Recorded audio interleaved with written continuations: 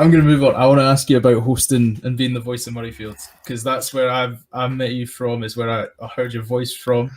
And then it's when I put the two and two together and went, you must know the guy that voices Murrayfield to producer Sean. He went, yeah, he's one of my best mates.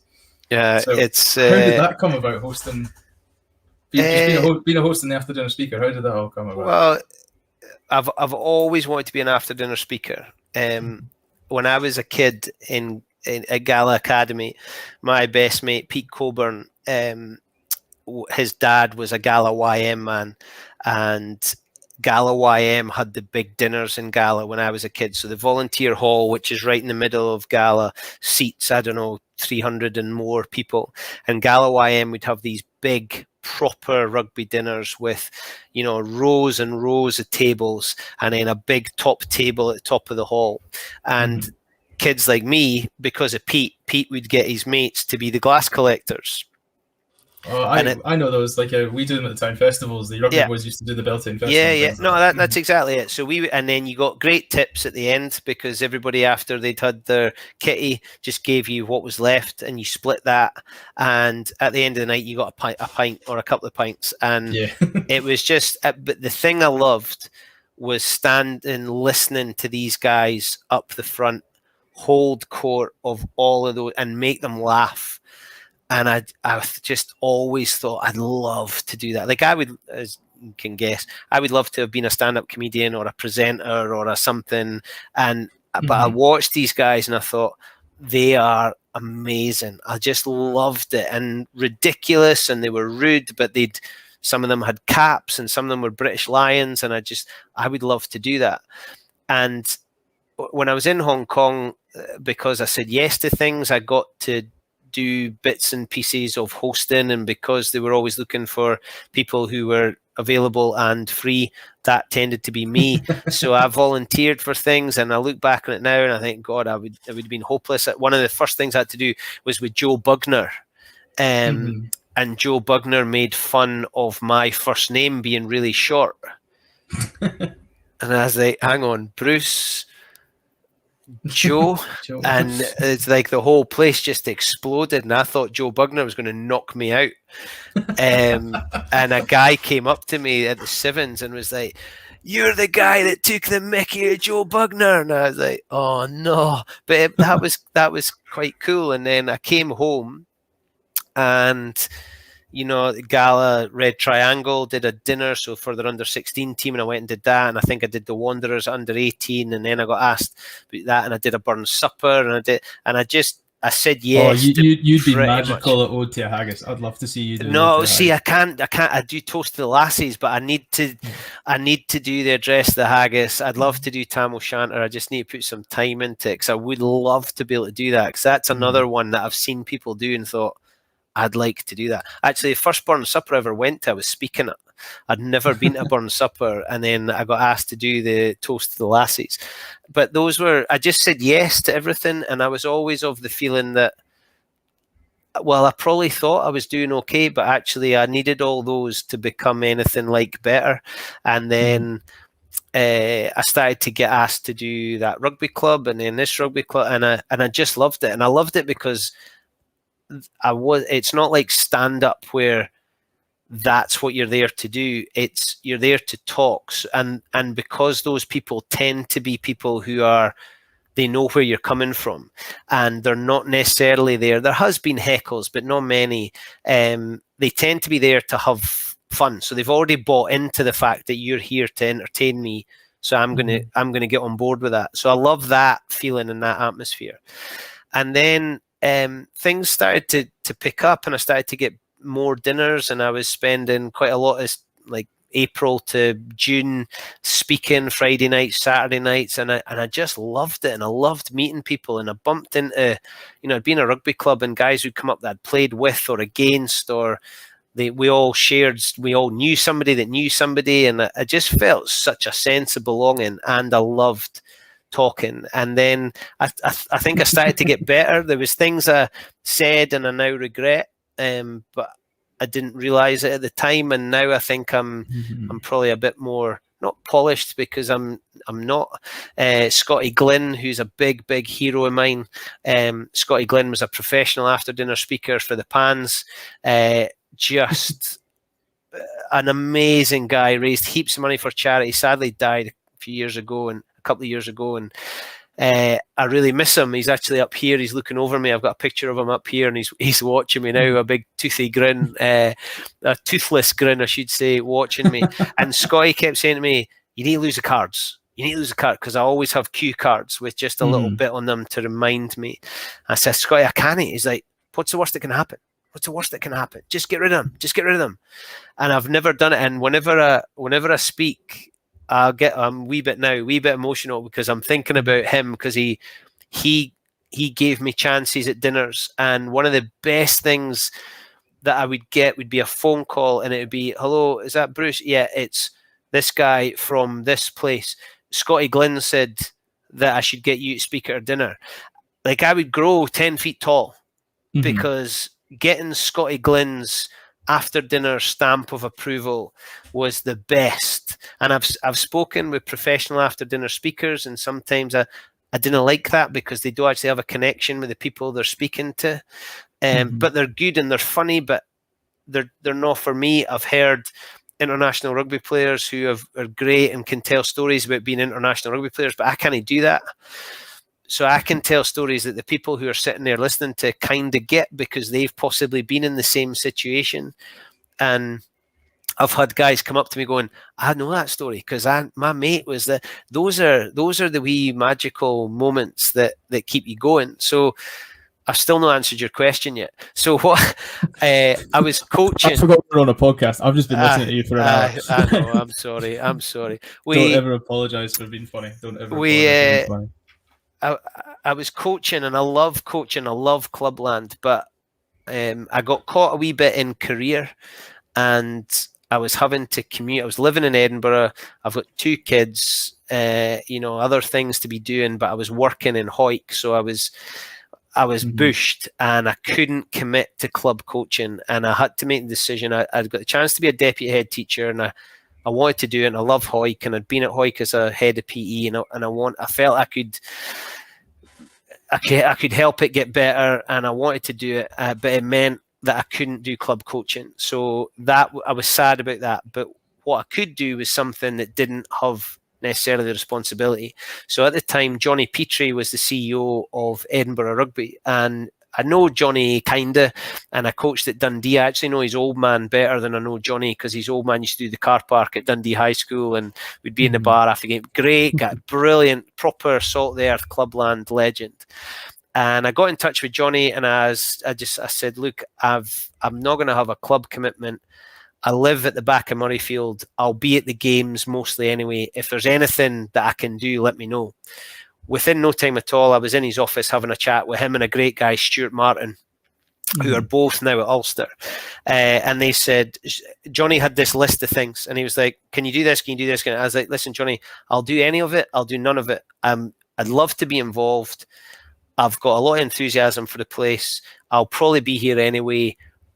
You decide what you want me to do." So it got kind of brought into a bit of sharper focus, but they were trying to make a change to the match day experience, and they'd brought in Callum Gallagher from Fourth One, who I love and is a brilliant DJ, real pro, funny, daft wee Raj, but I love him to bits, and we get on really. He's been really kind to me, and Barry Wilkins, who's the Hibs stadium announcer, so we got on well, but Baz now is no Edinburgh because he's got so much going on. So Callum and I were doing it. So the idea was they did all the decent stuff, but they didn't know anything about rugby. So when the whistle went, I took over, because I knew that Duan van der Merwe was wearing number 11, and that Munster did this, and this was a try, and I loved that. But I had to be at Murrayfield for the briefing. So I had to be at Murrayfield 2.5 hours before kickoff. So I've got 2.5 hours. So for me, that was great, because I spoke to the TV guys and the photographers, and I went and got a cup of coffee in the media bit, and I just annoyed everybody. So I said to Edinburgh, "Listen, how about I get folk and I do an interview in the clubhouse beforehand, because I'm here anyway. I might as well do that." So Oh, right. Okay. So we set that up. So I started to interview. So obviously guys who weren't playing. So I interviewed them before. And then I got a little bit more responsibility. So I got to interview the mascots on the touchline and the charity and, some of the non-players. We did that in the bowl and that was quite cool. And then it was like, right, after the game, I'll interview players off the pitch. So they would bring a player off the pitch and I would do an interview, and then I maybe got cockers as well. And then I started to take them into the business club and stuff. And it all just came from me saying, listen, can I have a microphone, please? And they were kind of quite happy. And the thing I've always said about the stuff I do at Edinburgh and at Murrayfield, I'm just a supporter with a microphone. I'm not Dougie Vipond. I'm not Ailey Barber. I'm just a supporter with a microphone. And people quite like my enthusiasm. And I've got in trouble for a couple of things I said when Tommy Seymour, when I got to do Scotland games. So my first Scotland game was Fiji. Autumn Test, which I was buzzing about because I love Fiji, and Bill Mata scored, and I did my Edinburgh try for Fiji, number 8, big Bill Mata, and nobody cheered. So there's 67,500 people going, why is he getting excited about Fiji? But Tommy Seymour scored a hat-trick. And I said, and third try for Scotland, number 14, Tommy Seymour, the beers are on Tommy. And I got a row for saying the beers are on Tommy, which I was a bit sad about. But the Edinburgh stuff, like somebody's spending 10 minutes on the naughty step, and then I got a bit of kudos from some of the media guys because there was a TMO decision, and I always have a chat with the 4th and 5th officials, and I'll say to them, what question is he asked? So I announced that referee is asking try or no try or whatever it was, and the media guys were Andy McGeady tweeted that great to have a stadium announcer who understands the game and keeps the crowd informed. So I was like, yeah, that was me. So I like, and I get on folks' nerves. There's people that probably roll their eyes when I was announcing to an empty stadium. Dougie Vipond gets a bit upset because he thinks I turn it up as soon as the TV coverage starts. But I did one just there when I remember the one I think you're about to talk about as well, when Jim was going after it on Premier Sport. Oh no, they rip it all the time. I had an email from Rory Lawson saying, "Can you please shut up?" But I was, when I did Ulster, just in the last game there when Madigan kicked the winner, but when Edinburgh scored and then Blair was lining up the conversion, he misses the conversion, so it's 31-all. And there's 50 people in the stadium, but I did the announcement of unsuccessful conversion for Edinburgh, and it's Edinburgh 31, Ulster 31. And I got this big laugh, and one of my heroes, Ian Rankin, that I coached with at Dundee, he turned round and just gave me a laugh and a big thumbs up, because I just like to muck about, and I'm lucky that I get to do it with a microphone in my hand, and I can't wait to get into the stadium. And Edinburgh have been really kind to me and given me chances, so they then started to do hospitality, which they hadn't done. So I was doing hospitality. So before the game, I was interviewing people on the stage, and and then sometime I wasn't always. I then lost the announcing bit, which I was sad about. But then I started to pick that back up again, just doing between the whistles again. So, and then I've Doddie Weir, who we all love, and I love him to bits. And Doddie's known me for a long time because of where our families are from. And when Doddie was beginning to decide he was going to wind down, he was host of the Thistle Suite at Scottish Internationals, and the Thistle Suite can have over 500 people in it. And in discussion with James Nicholson, who was then head of hospitality and has now moved to Australia, they were looking for somebody to take over from Doddie. And they went through this person, but obviously the bigger the name is, the more in demand they are of things like TV and radio. And I then got a message for James saying, can we have a chat after an Edinburgh game? And he'd seen some of the stuff I'd done at Edinburgh games. So I met Jim, and he said, listen, here's the story, but you'll know what it's like. I was like, I've not been to hospitality. So I got invited to the hospitality for the Fiji game that I announced that, and got to see what Doddie did. And I'm just sitting there thinking, you want me to do this? Like, are you kidding me on? This is Doddie Weir's show. So the way it worked was Doddie and I did it together. And I was just Doddie's like he just took the mick, but we had a brilliant laugh, and he was so kind to me, and we did so much together. And we interviewed people. We both got in trouble, actually. We had Xander Fagerson, and I forget who the other squad member was. But the week before, Matt Fagerson had lasted 20 minutes against Fiji and gone off injured. And the following week against, I don't know, South Africa, we had Xander and another player, but I forget who it was, on stage before the game. So we've got 500 people there for hospitality, and Doddie and I on stage with 2 Scotland squad members. So I said, Xander, so your brother lasted 20 minutes last week for Fiji, and you've got a big moon boot on. Are all the Fagersons soft? And the place laughed, and Xander was like, oh no, my sister's quite hard, and we just had a bit of crack about it. And then Doddie turned, and I wish I could remember who it was, but Doddie turned to somebody else and went, so why are you not on the squad? Is it because you're not very good? And of course the whole place just laughed. So, but then the 2 of us got in trouble. And now we have to just be not careful, but we just need to maybe be a little bit more respectful to the players. But Doddie then had his last game against Wales in the Six Nations, and we had a big send-off for him, which was an amazing thing to be part of. And then it kind of became mine, and that's. I feel very, very honoured and privileged to do it. I've met some amazing people with Brian Habana and young Johnny Beattie, who is a class act, and I've met lots of good people, and one of the things that makes me pinch myself a wee bit when I come off stage, or I was Doddie's photographer. People would come and want their picture taken with Doddie, and I would get the phone and I would take the picture. And then these people have come up to me and said, "Can I get a picture?" And I was like, "Yeah, who? And they're like, "No, with you. Like, you're like, your happiness is egg shaped." Yeah, but why do you want? Like, what's that? But it's if it means something to them, then that's cool, and I'm happy with that. And while it feels uncomfortable, and I'm not sure who they're showing that picture to, but go for it. And that's a bit like I was saying before, when you meet somebody, that's the only little bit of snapshot they're getting of you, and I kind of want them to leave with a decent impression, selfishly for my own bit, but also hopefully they've left feeling a little bit better for themselves as well. No, I think I backed it. Yeah, exactly that. What you said. I mean, Doddie was the guest speaker at my last rugby dinner I was at all those years ago. It must be about 5+ years ago now. And I remember, and it was like you said, it was the Doddie Weir show. Like, you could have heard a pin drop, because everybody's like, it's like all the forks went down, all the cups went down, nobody went to the bar. It was you sit and listen to Doddie for an hour, and I thought, it was amazing. He didn't know a single person in the room, and he had a joke for each one of the people, and he just went through them. And I think it was like he managed to say something that you'd forgotten about yourself. It was that funny. He's just the thing that I think people have forgotten is that Doddie was a really, really good rugby player.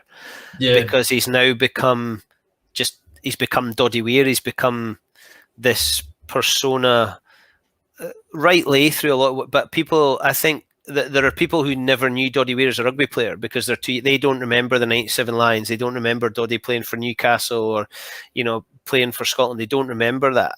Doddie was a hell of a good rugby player. So he'll tell you, if you spend long enough with him, he'll tell you he scored 2 tries against the All Blacks. But I can't tell those stories, but Doddie is able to tell them without an ego, without a look at me, everybody. They're almost matter of fact, but he likes to bring them up every now and then. And, he would take the mickey out of me for never having done anything, which is absolutely true, but he doesn't do it. He's not having a pop. It's just part of Doddie's teasing, and it's actually probably a sign of not necessarily respect, but he would, like I say this sometimes to people, I only make fun of people I like. Yeah, exactly. Because otherwise it feels like you're being nasty. Whereas if you make fun of people, hopefully you can take it back as well.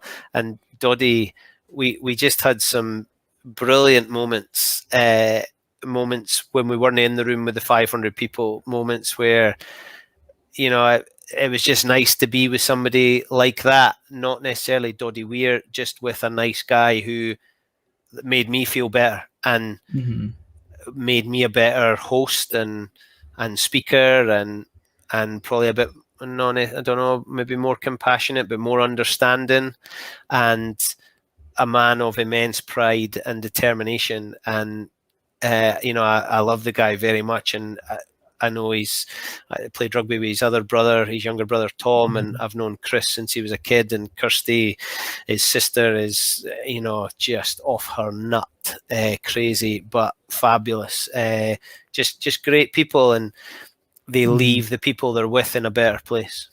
Oh no, well, he's an inspiration behind the first question. The first question when I went, "How are you?" Because I remember it was at the same club dinner. He was like, "Oh, how you getting on?" And I was like, "Oh, this is that. We lost today. We did this. We did." Where he went, "I didn't ask you about the game. I asked how are you," and it was straight away. And it was something like that. Yeah, he's in Doddie. I could talk about Doddie Weir for a whole podcast, but Doddie, when people wanted a photo, he asked their name, where you from.